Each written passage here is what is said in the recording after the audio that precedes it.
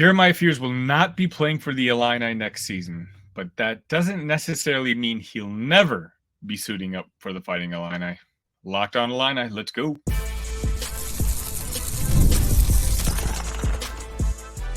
You are Locked On Illini, your daily podcast on the Illinois Fighting Illini. Part of the Locked On Podcast Network, your team every day. Thank you for joining us for another week of Locked On Illini. Thank you for making us your first listen every single day. Just a simple reminder, we're the only daily Illini content you're going to find anywhere. Before I get started on anything, I'm just going to address the elephant in the room. The video quality, I cannot figure out. I've been having issues all weekend streaming with the software that's been provided to me. I'm working on it. I understand if this is something that really bothers you and this is you're a YouTube watcher, this might be a good opportunity for you to jump on the podcast side, whether it's Apple or Spotify or Pocket Cast like I use. You know, you can find me on all those platforms. I, again, sincerely apologize for the quality of this video stream. Just know that I'm working my butt off in the background trying to fix it so that it won't continue to be an issue the rest of the week. My name, of course, is Sunny Verma. Thank you so much for joining me. If you want to interact with me, you can find me at IlliniCast on X. I also want to bring up a new opportunity for you to kind of get involved with the show itself. Now, I'm very lucky, and this is all because of you guys, that the community for the show is growing at an exponential rate. I mean, if you take a look at the likes and comments on my show compared to a lot of our competitors, it's mind-blowing. And I am flattered, and I thank you. And we used to have a Discord. Right now, the Discord is unfortunately not working, but Locked On has provided me something else called SUBTEXT. Now, what's SUBTEXT? SUBTEXT is basically a way for you and I to communicate one-on-one basis. I sent out inside information that I hear that I'm not ready to broadcast maybe on the show quite yet. I think it's very cool. A lot of the other Locked On shows are using it, and because our show has grown so fast, they've opened that option to us. Again, if you want to talk to me one-on-one, it's almost like we're texting back and forth. But also, I'll be sending out group announcements. You know, if I have a guest coming on the show, I will open up the floor for any questions that you guys might have. If there's particular content you want to see, that'll be a great opportunity for you to let me know what you want to see, and I can incorporate it into the show. Also, we'll be having monthly Zoom meetings where I what I call the Illinois Insiders. That's what the program is called, the Locked On Illini Insider Program. And again, I think it's exciting when they presented me with the option, and they're basing it on the interactions every single one of my videos has. I jumped on it because I would love to get to know you. Unfortunately for me, I don't get to record these episodes live, so I don't get to banter back and forth with a lot of you guys who are, showing up almost every single day. And, for those everydayers, I genuinely appreciate all of you. Anyways, it's $4.99, I believe, a month. But you get the first 14 days for free. So if it's something you don't like, if you think it's a waste of money, there's no obligation or anything. But $4.99, that's less than a cup of coffee. I know that because I went to Starbucks this morning and I paid more than that. So if either you're looking for a way to get closer to the program, or honestly, if you just want to support what I'm doing here full-time, trying to provide you guys with content, I would sincerely appreciate it. But no pressure, and I promise I won't be bringing it up every single episode. This is just the first episode that it's kind of become available, so I kind of want to present the option to you. The link will be in the description. Okay, now back to the show. A very popular topic since the Jeremiah Fears decommitment is not only where is he going to go, but whether there's a chance that he might eventually come back and play for the Fighting Illini. And there's a reason for this. It's because it really seems like the separation, the decommitment, was something that both parties are okay with. There doesn't necessarily seem to be hard feelings on either side. At least that's what I'm being told. Jeremiah Fears, his father, and that camp really think that Jeremiah is ready to produce on a college basketball court next season. Brad Underwood and the staff don't think that Jeremiah is going to be ready to not only necessarily play a lot of minutes like the Fears camp wants him to play. If the rumors are true that Jeremiah Fears' father wants Jeremiah to play upwards to 30 minutes a game, that's certainly just not going to happen in Champaign, especially with the way Brad Underwood has built this roster. You know, we've got three guys, three guards in particular, that are all going to be playing more minutes than Jeremiah should he have come to next year's roster. You're talking about KJ, you're talking about Kylan Boswell, and of course you're talking about DGL. All three guys who are, in my opinion, not only more ready, but also just physically ready to play the game of basketball for Brad Underwood and staff, for a team that wants to really contend in the Big Ten next year and pretty much every year moving forward. But having said that, there is a scenario out there, if you truly think about it. If, let's just say, a hypothetical, Brad Underwood has a rather successful 2024. Kylan Boswell plays well. Kasparis has an all Big Ten, if not better, season. I mean, he's actually showing up on a couple mock drafts now, which, again, I know I promised you guys that episode last week, but we just had a string of football commitments, which I kind of wanted to address first just because they were a little bit more time sensitive. But my goal is to get to those mock drafts this week. But what I was saying is Kasparis and Will Riley are showing up in a couple mock drafts, in particular from ESPN.com. So what if Kasparis has a fantastic year and he ends up making his way to becoming a lottery pick or even a mid-first round draft pick? Will Riley seems like the type of guy who has full intentions on being a one-and-done basketball player. So hypothetically, on next year's roster, let's hope those two have the breakout seasons that those two are hoping for. I think we're all hoping for. I mean, there's no such thing as bad news if those two guys play up to their abilities, or at least the abilities we think that they can play with. But if we have a really good year next year, and again, this is optimistic point of view, Kylan Boswell is also showing up in mock drafts, second round next season. Well, if two of the three guys leave, and of course, even more so if all three leave, you're talking about a lot of points in production that's going to be needing to be replaced. And then, let's say on that same hypothetical, Jeremiah Fears ends up playing for a team like Providence, okay, a good basketball team, but maybe one that doesn't quite have the NIL capabilities that the University of Illinois has kind of proven itself to have. Well then, tell me that conversation doesn't at least come up at least once or twice. We know the Fears camp and the Underwood camp have an open line of communication. It happened with Jeremy. It's, continued with Jeremiah, and it doesn't seem like the relationship has necessarily soured. In this scenario, Jeremiah Fears basically plays a year for Providence. Hopefully he has a solid year, and spending a year in college, he gets to bulk up a little bit. He gets to get used to the speed of what college basketball is like.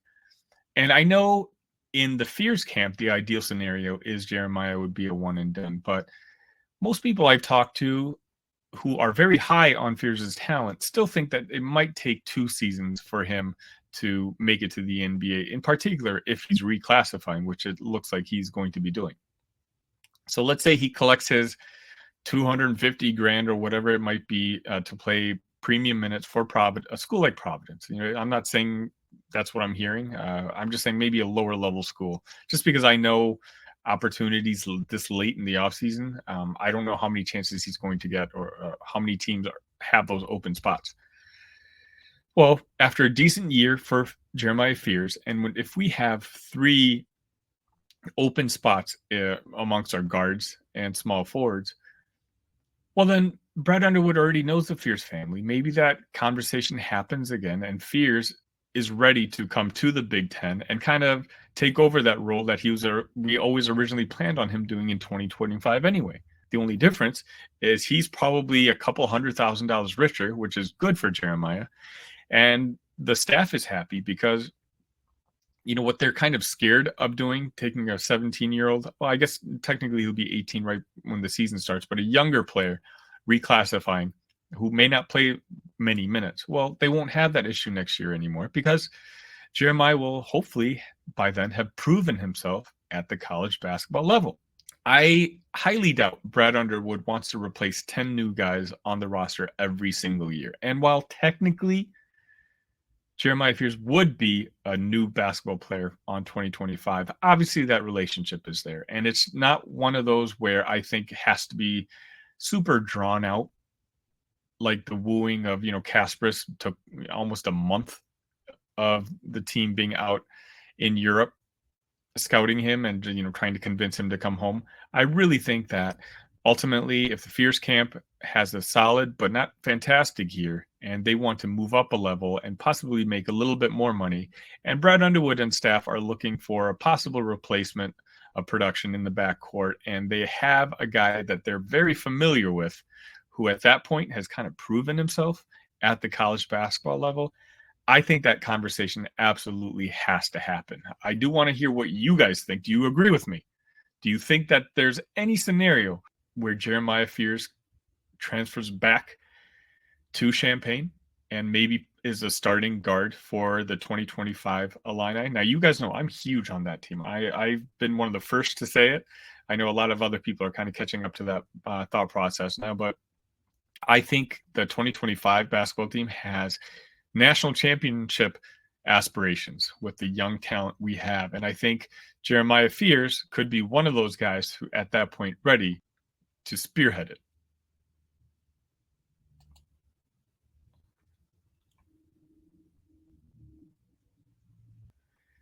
There's not a lot of sports going on in the summer, but there is Major League Baseball. And unfortunately, me as a Cubs fan, the team has basically tanked since May started. But that doesn't mean that I don't want to still make it out to Wrigley Field as often as possible. Still, especially with the pending move,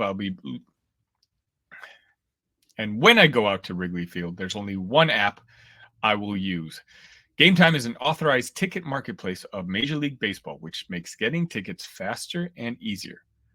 Prices on the Gametime app actually go down the closer it gets to the first pitch. With killer last-minute deals, all-in prices, views from your seat, and their lowest price guarantee, Gametime takes the guesswork out of buying MLB tickets. Download the Gametime app, create an account, and use code LOCKEDONCollege for $20 off your first purchase. Terms apply. Again, create an account and redeem code LOCKEDONCollege for $20 off. Download Gametime today. Last-minute tickets, lowest price, guaranteed.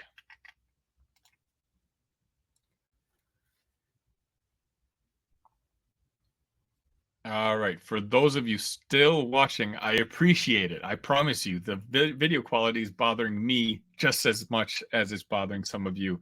On the audio side, everything should be working as normal. So I appreciate my audio listeners. All right. It's the off season, obviously, and there's a lot of topics I kind of wanted to tackle. And there's one that's becoming more and more important to kind of discuss. I noticed this, obviously, the weekend is ending, and just over the last couple of days, I've seen Missouri pull in, I think, 3, if not maybe 4 stars onto their football team. And I'm just going to be quite frank. Obviously they had the very successful football season last year, and Missouri and Illinois is an extremely fierce rivalry on the basketball court. And we know why the two schools hate each other. And I can understand and I can respect why Josh Whitman decided to schedule that game moving forward. Having said that, we need to get out of it. We need to pay whatever sort of money we need to get out of that series. Is it because I'm scared? No. Do I want to get beat by Missouri? No. Do I want to be as good as Missouri so that, this wouldn't be an issue? Of course. My reasoning is very, very simple. In college basketball, you play 30 games. It makes sense to schedule as difficult of a schedule as possible because it factors into all the ratings. The committee, when they're trying to decide who's a what seed, they genuinely do take strength of schedule into account. In college football, at least at the level that Illinois is playing right now, there's really only one thing that matters, and that is making a bowl game. Making a bowl game right now is priority 1, 2, and 3 for Josh Whitman and Brett Bielema. And there's no extra bonus points that you get for taking on a tougher team in order to get that 6th win. This year, we're playing Kansas. Kansas is a game that I believe last time I checked, Kansas is a 64% chance of winning. They're a pretty decent favorite in that game. And that game is going to be super important for the Illini to try to win, because we've got the 15th toughest schedule in the country next year. And it's going to consistently be a tough schedule for the Illini, especially with this new Big Ten that we'll be playing in moving forward. There's the Oregons, the Ohio States, the Michigans, the Penn States, the USCs. These teams are teams that we're going to be playing every single year. We don't have to worry necessarily about making the best bowl game. We're certainly not in any sort of playoff conversation right now where a committee is going to have to look over our strength of schedule. Right now, schedule a couple MAC teams, schedule, teams that we should be significant favorites against, and get those 3 easy wins out of conference. And then let's find 3 wins in our Big Ten schedule. That's where you want to be able to beat the likes of Purdue, who unfortunately also themselves have had a great recruiting weekend. Indiana's got a lot of energy behind their new hire of a head coach. You want to beat Northwestern every single year. You want to be able to find 3 wins out of your conference schedule. But with that being the case, that's why you want to go ahead and get the 3 wins from your out-of-conference schedule. Right now, Missouri is playing at a level way beyond what the Illini are at. Am I happy to say that? No. But is that the only reason I'm saying that? No. I mean, you could replace Missouri with any other very good football team. I would say get out of that contract. Right now, we need all the momentum we can. And some of you have talked to me about how, it's hard to support the football team just because of the lukewarm lack of success the program has had. And you know what? I get it. I totally do. And that's why I truly think getting 3, 4, 5 bowl games in a row, you'll start to see more of higher end talent come to Champaign. There's one aspect that we can control of trying to get closer to that 6 wins, and that's to make those 3 out-of-conference games as easy as possible. So tell me if you agree with me. I know some of you are more, historians. You love the aspect of the old college football and, the rivalry with the University of Missouri. I get it. I totally get it. It's one of my favorite games on the basketball schedule. I just don't think, and I've provided pretty clearly my reasoning why, that we necessarily need Missouri on our football schedule right now.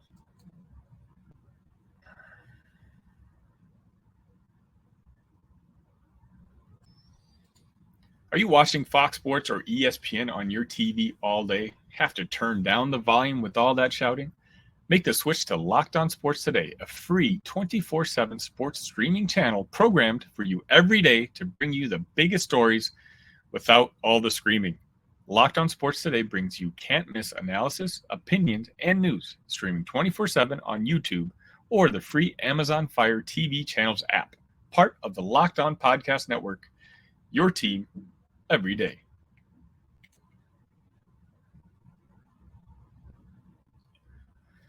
All right, if you've made it to the 3rd segment, again, I appreciate it.